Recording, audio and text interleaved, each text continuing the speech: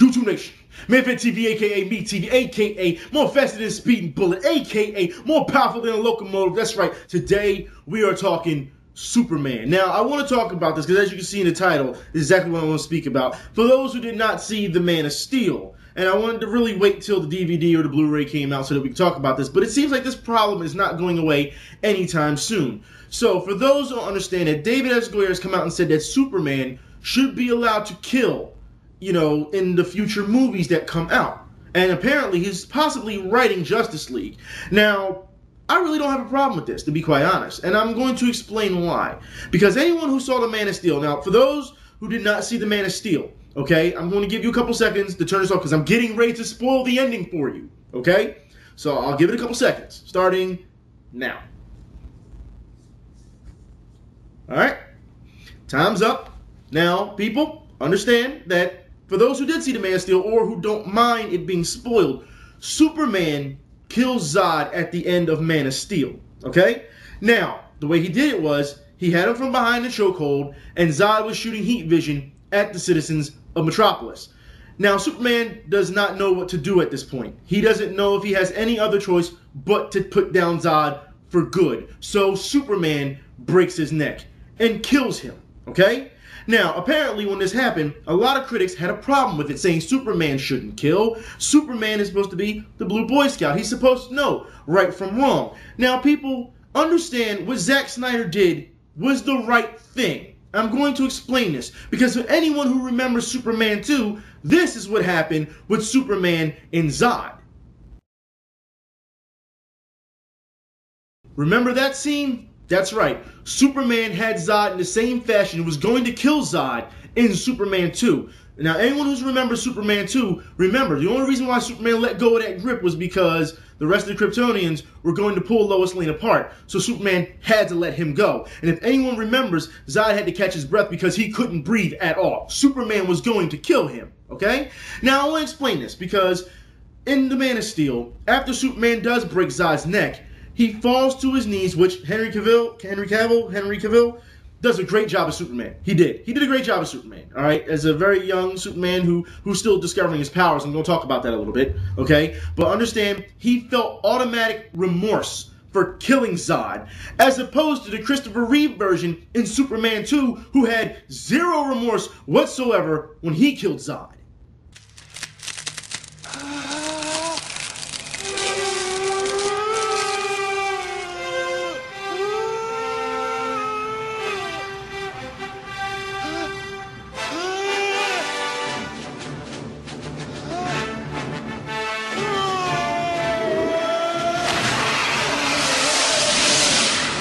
So it seems like a lot of critics or a lot of fans that are complaining about this obviously have not done their homework, or they really aren't that much into Superman as they, seem to be when it comes to the Hollywood movies. Understand that when this movie was being made, a lot of people was complaining about how they didn't want the movie to be so cheesy, like the original Supermans and the old ones and Superman Returns, which Brandon Routh did a great job playing Christopher Reeves. He did a great job. I mean, come on now. I don't think you could ever find someone to play it in that fashion, right down to the T. It's not like Smallville where Clark came into his own. It was his own character, No, this is something that Brandon Routh did pretty much as a mirror of Christopher Reeves. It was great in that aspect. Yeah, the story wasn't that great, but if you look at the characters, the way they're done pretty good. Now, I will put it like this, and I'll talk about that a little bit later. I know, because a lot of you are probably freaking out right now. Pretty good. We'll talk about it later in character progression, okay?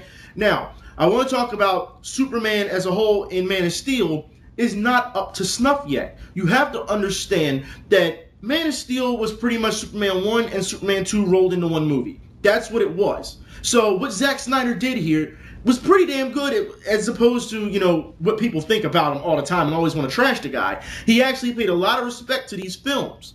So as far as I'm concerned, when Superman is put in a situation like that, and he doesn't know what to do because he doesn't have the experience, yeah, he should be able to kill. He should be. I don't see what the problem is with a lot of people complaining about this. It's not the Superman that we're used to, who is pretty much black and white, cut and dry, knows what to do. And for anyone who remembers when I did Superman Unbound, when I did that review and I complained about it, how Superman didn't kill, it's because it's a different Superman, all right? He's got that experience. He knows his abilities. This Superman doesn't know the extent of his abilities or how to stop things at times. So yes, he did what needed to be done. And for those who complain, and I've seen it so many times when this movie came out, oh, he's not really flying. Did you not see the movie? He was learning to fly.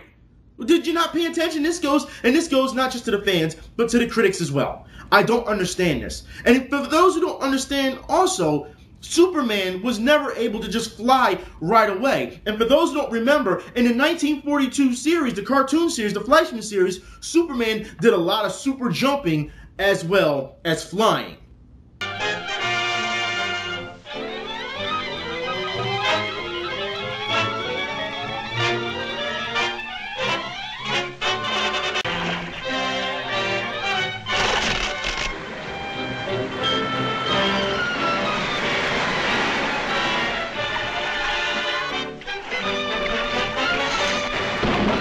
So as you can see, when people think of Superman, they think of today's Superman instead of yesteryear's Superman. This has always been part of his character progression. So you have to give it time to build. Also understand, like I said, the Superman in Man of Steel did not know his abilities. He was learning them as he was going along, as well as fighting Kryptonians that are just as strong as him. And I know a lot of people are complaining about, well, you know, they got their powers and they adjusted, you know, quite quickly as opposed to Superman. Also understand that that's a general in an army. You understand that, right? The only thing that Superman had on that part was experience, so he knew what to do. But once they caught on, they knew how to adjust because they were trained. You have to, if you're trained for combat. Superman Clark is not trained for combat. But it seems like people don't understand this. Now, I do want to talk about Lois Lane for a minute because it seems like people, once again, critics, not much fans, but critics, are coming out and saying that the Lois Lane that was Amy Adams played, it was a weak character and that she needed a stronger role and that Superman is always trying to save her, so it actually is a disrespect towards women.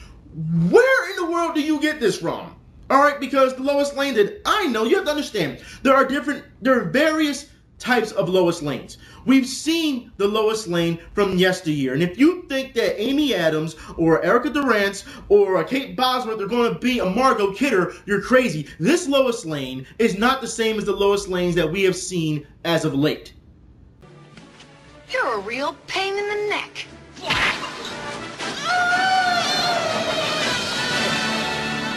And as you can see at the end of that clip, Lois and Clark share a laugh over killing Kryptonians. That's right, no remorse for their actions whatsoever, just as it had to be done. Just like in Superman Man of Steel, all right, they showed them to have remorse. You know, they showed that they can have be on an emotional level, a more human level. So there's nothing wrong with this, but yet critics don't believe that. Now, fans, I have to talk to you for a minute because apparently some of you are getting a little bit, you know, a little too testy with this because for those who don't know what Lois, I'm going to put a link in the info bar with Erica Durance. It was an interview with her where she talks about how fans would send her so much hate for her portrayal. So I should say betrayal because a lot of you, that's what you called her. All right, portrayal of Lois Lane. And then she would get on the phone with Kristen Curick, who played Lana in Smallville, and say, hey, are you receiving the same hate? And she was like, yeah, I received the same hate too. Fans, it almost sounds like you don't know what you want. You should know by now that every actress is going to portray Lois Lane different. Not everyone is going to be a Margot Kidder. They can only also go by the script that they're given as well, okay? So you got to give them a little bit of slack, and if you don't like it, take it with a grain of salt. Seriously, if you don't like what you're seeing, don't watch it. Because, like, when that new Flash one comes out on CW, I'm not watching that. You gotta be crazy. I'm not watching. We've seen what they've done with it. Not gonna happen, okay? I will not sit and watch it. So that's my, you know, my way of getting away from it. But understand that you are putting so much pressure on these actresses for doing this. All right, I understand Lois Lane is an icon. And for critics to come out and say that Amy Adams did a horrible job or the script or it's misogynist, stop. Superman has always been there to save Lois Lane. And I bring this back to my Superman Unbound review when I talked about how Lois Lane said, you know, she expects Superman to save her when she volunteered herself as a hostage and told the terrorists and said, hey, you know, my boyfriend's coming. You know what I mean? You should know this by now. But this is a different Superman that we have seen. So yes, Lois still has this thing where she has to be nosy. She doesn't expect Superman to save her all the time yet. And we're going to go back once again to the 1942 cartoon where Superman saves Lois. But Lois, even though she knows that Superman will be able to save her, she still has heart. And we'll talk about heart after the clip.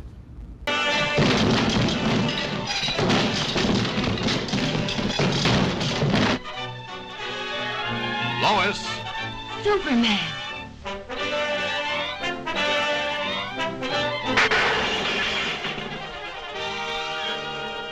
You'd better get back to your office where you'll be safe. I've got some work to do. Yes, sir. And this the best story in years? Swell chance. Now, you'd think at the end of that clip that Clark would hear Lois Lane say that, not in a chance to miss the story because, Superman has super hearing. Oh, wait, this is 1942 and Superman doesn't have super hearing yet. Progression of character once again. But this is what I mean. Just because Superman tells her it's not safe here, you better go back to your office, it doesn't mean she's going to listen because Lois Lane has courage. Her courage, I'll put it like this, mirrors Superman's courage. That's what she is his equal in courage. But you have to understand that she's going to have limitations just like any man or any woman that's not Superman because they're human. That's why. And you know what? We'll see it again right now in the same cartoon. I'm going to put this cartoon in the link in info bar in full so you can see it, okay? But the same cartoon, once again, where he saves Lois Lane for doing her job.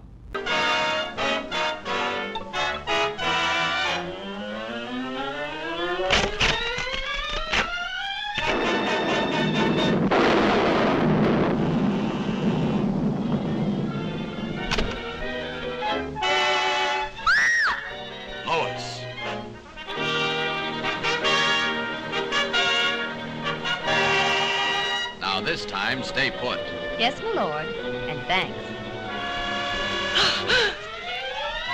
Did you notice the snarky comment she made towards him before she thanked him genuinely? See, this is what Lois Lane does. She's not afraid. Yes, she's in danger. She'll scream or whatever, but she's still putting herself out there. It still takes courage. It's pretty much Godzilla. I mean, let's be honest here. All right, there's Godzilla standing right there, and she's gonna get on a balcony and take a picture of him right in his face. Seriously, it still takes courage to do something like that, and it seems as though Lois Lane, for fans, I shouldn't even say fans, there's not much fans, but it's mostly critics, and that's what I want to talk about. It's mostly critics that are selling Lois Lane short. It's not the writing, it's not the comics, it's not the movies, it's not the animated features, it's the critics. So I have to ask them, because they keep talking about this sexist, misogynistic Man of Steel. Did you watch the film? Did you really watch it? I have to ask this, because did you go for popcorn? Were you too busy typing? What were you doing? Because the fight scene that I saw between Kryptonians and Superman got his backside kicked in by this chick.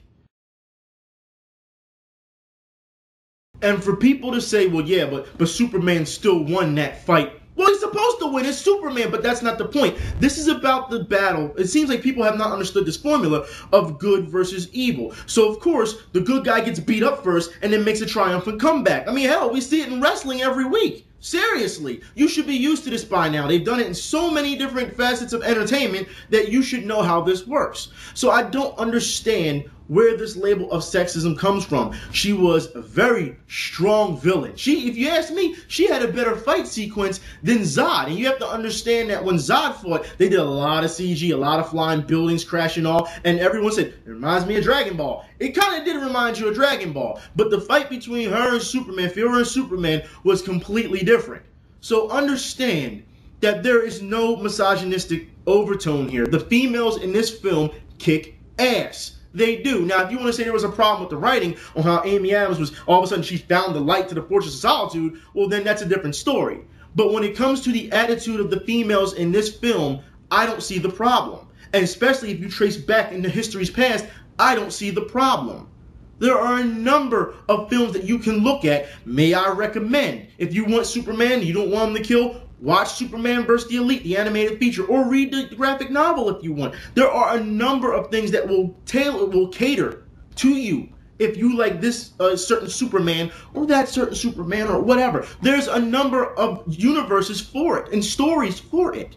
I don't understand. People sat here and complained about how all those other Supermans were too cheesy and they wanted a serious Superman. Well, you got one, and you're still not happy. What is it going to take? What else do you want? We knew what... If you did not know what you were getting yourself into when you went to go watch Man of Steel, you don't blame the movie for that. You blame yourself for not doing the research. That's how I put it. And I'll go on record and say it right now. When it comes to critics and things like that, I do not have a problem with their opinions. What I have a problem with is when you try to push an agenda that's clearly not there. That's my opinion. And you know what? I really wish that I would have been able to do this before the Blu-ray came out or DVD or whatever, however you buy it. All right, because I want to show clips of these things, you know, in Man of Steel to show you more of a demonstration. But as we all know, the companies would have came down and said, you took a couple seconds of our stuff and we want copyright or you can't show the video. And yeah, that's the problem now. You know, I would have really loved to give you a good demonstration of what I'm talking about. But I'm sure for those who have seen the film, you know what I'm talking about. All right?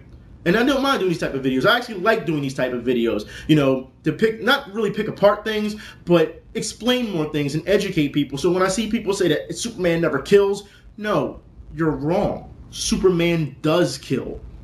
I don't think he should just flat out kill out of nowhere, all right? But given the situation like he was in Man of Steel, it's justifiable. And for him to suffer emotionally from that afterwards, it's even more. You have to think he's not just killing Zod, he's killing because he thought he was the last of his kind. So he's killing people that are his own kind. And he knows there's not many left. So that also takes a toll on him.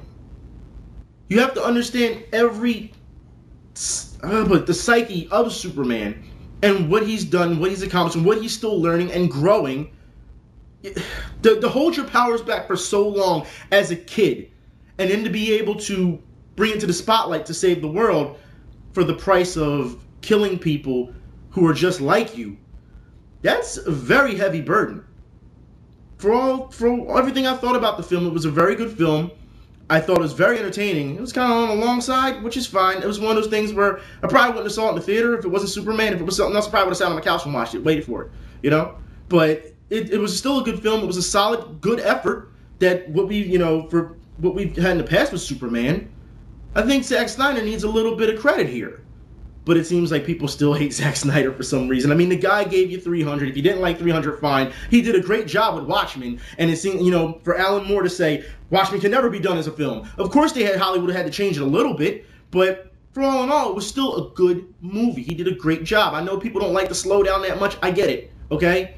But still, for what he did, he put in a good effort. I'm not even going to talk about Sucker Punch. Don't even get me started on Sucker Punch, all right? Because that film, yeah, all right?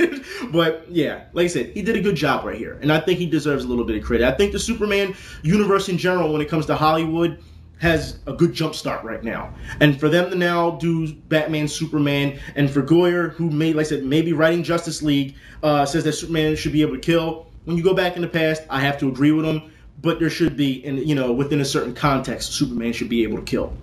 Like I said, there have been a lot of things I would have loved to show you guys where Superman has killed before. But can't show that.